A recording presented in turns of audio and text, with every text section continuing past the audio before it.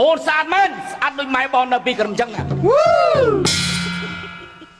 អួតអាងរពៀសម្បើមណាស់តែបើដឹងច្បាស់ខាងញ៉ែស្រីរឿងញ៉ែរឿងតាម៉ែរឿងផឹកស៊ីស្រីញីអូនបងវាជារឿងប្រុសព្រៀនបងនេះឲ្យតាស្រីណាហ៊ានប្រថុយវាមិនខ្វះទេកូនប្រើវ៉ាវមុននឹងនិយាយត្រូវអាចេះថ្លឹងខ្លាញ់ក្រែងលោកកន្ទុយវាវាន់កឯងបើចេះស្ទើរតែកំថាខ្លាំងទោះជារំទះបាញ់បាកក៏នៅតែស្រឡាញ់ដែរបងសុំសច្ចាប្រណិធានចំពោះមុខសង្គមនិងប្រពៃណីបើណាក្បងក្បត់អូនសុំឲ្យភ្នំភ្លើងទុះតែភ្នំភ្លើងទៅ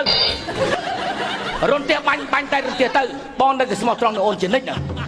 គេថាមនុស្សប្រុសបើគ្មានសង្សារប្រៀបដូចជាដួងតារាអបរិស្មីមនុស្សស្រីបើគ្មានប្តីមិនខុសពីមេក្របីកំបុតកន្ទុយនោះទេ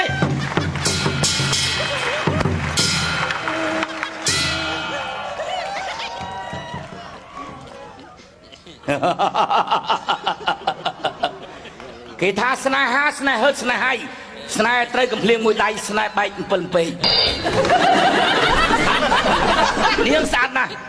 មើលចុះសាច់សឡើងទៅលុកដូចនំបាច់ដុកជាលក់ស្ករសឯរូបរាងនាងល្អដូចកំពីងពួយកំពុងបោះត្រួយឡើងកត្រែតមើលពីមុខស្អាតម្យ៉ាងមើលពីខាងស្អាតមួយបែបបើបងឈោអែបទៅពីក្រោយតិចបងថាឆ្ងាញ់ហើយឯងក៏មើលងាយស្រីបែបណាស្រីគឺជាមេដាពិភពលោកមែនហើយស្រីគឺជាមេដានៃពិភពលោកតើបើគ្មានប្រុសយកតើបានលោកមកវិញណា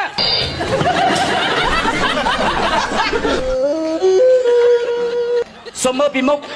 សុំមើលពីក្រោយសុំមើលពីឆ្វេងសុំមើលពីស្ដាំសុំមើលពីដៃសុំមើលពីជើងក្រែងប៉ះស្រីកយ៉ាងក្បួនជើងត្រូវទៅបាញ់ស្លាប់ប្តីអាមនុស្សថោកទាបមែនអូននិយាយត្រូវ